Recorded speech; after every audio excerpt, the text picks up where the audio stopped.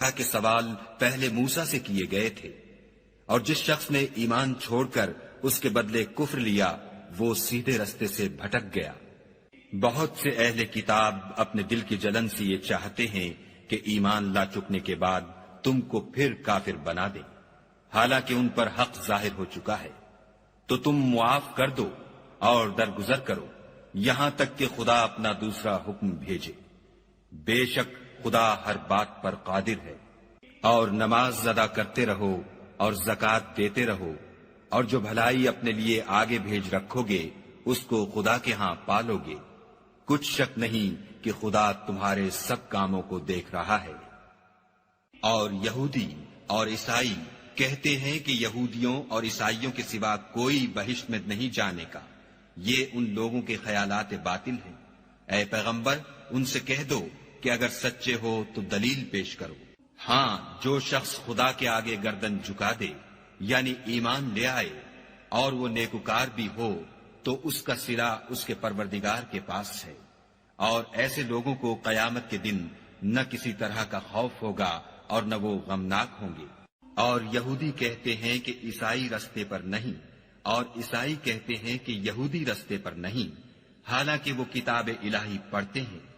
اسی طرح بالکل انہی کی سی بات وہ لوگ کہتے ہیں جو کچھ نہیں جانتے، یعنی مشرک۔ تو جس بات میں یہ لوگ اختلاف کر رہے ہیں خدا قیامت کے دن اس کا ان میں فیصلہ کر دے گا۔ اور اس سے بڑھ کر ظالم کون جو خدا کی مسجدوں میں خدا کے نام کا ذکر کیے جانے کو منع کرے اور ان کی ویرانی میں سائی ہو۔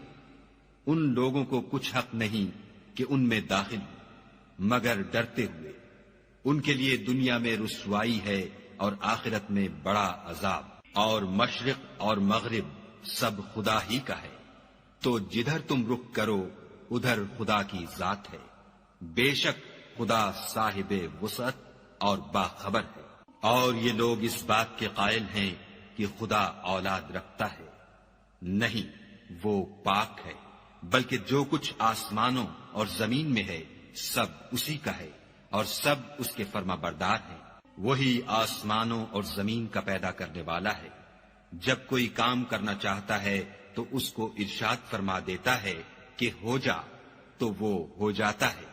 اور جو لوگ کچھ نہیں جانتے یعنی مشرک، وہ کہتے ہیں کہ خدا ہم سے کلام کیوں نہیں کرتا، یا ہمارے پاس کوئی نشانی کیوں نہیں آتی۔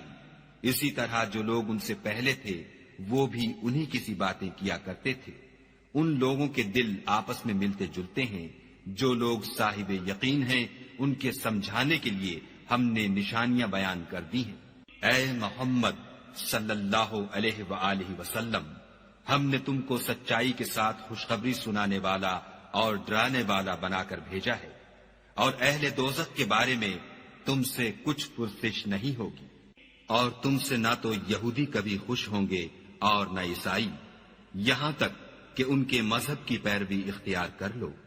ان سے کہہ دو کہ خدا کی ہدایت یعنی دین اسلام ہی ہدایت ہے، اور اے پیغمبر اگر تم اپنے پاس علم یعنی وحی خدا کے آ جانے پر بھی ان کی خواہشوں پر چلو گے تو تم کو عذاب خدا سے بچانے والا نہ کوئی دوست ہوگا نہ کوئی مددگار۔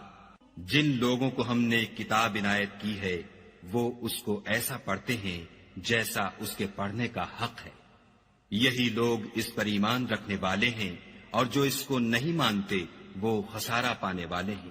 اے بنی اسرائیل، میرے وہ احسان یاد کرو جو میں نے تم پر کیے، اور یہ کہ میں نے تم کو اہل عالم پر فضیلت بخشی۔ اور اس دن سے ڈرو جب کوئی شخص کسی شخص کے کچھ کام نہ آئے، اور نہ اس سے بدلہ قبول کیا جائے، اور نہ اس کو کسی کی سفارش کچھ فائدہ دے، اور نہ لوگوں کو کسی اور طرح کی مدد مل سکے۔ اور جب پروردگار نے چند باتوں میں ابراہیم کی آزمائش کی تو وہ ان میں پورے اترے۔ خدا نے کہا کہ میں تم کو لوگوں کا پیشوا بناؤں گا۔ انہوں نے کہا کہ پروردگار میری اولاد میں سے بھی پیشوا بنائیو۔ خدا نے فرمایا کہ ہمارا اقرار ظالموں کے لیے نہیں ہوا کرتا۔ اور جب ہم نے خانہ کعبہ کو لوگوں کے لیے جمع ہونے اور امن پانے کی جگہ مقرر کیا اور حکم دیا کہ جس مقام پر ابراہیم کھڑے ہوئے تھے اس کو نماز کی جگہ بنا لو۔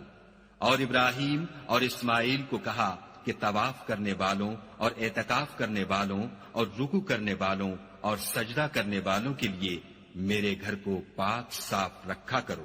اور جب ابراہیم نے دعا کی کہ اے پروردگار اس جگہ کو امن کا شہر بنا اور اس کے رہنے والوں میں سے جو خدا پر اور روز آخرت پر ایمان لائیں ان کے کھانے کو میوے عطا فرما، تو خدا نے فرمایا کہ جو کافر ہوگا میں اس کو بھی کسی قدر متمتع کروں گا، مگر پھر اس کو عذاب دوزخ کے بھگتنے کے لیے ناچار کر دوں گا، اور وہ بری جگہ ہے۔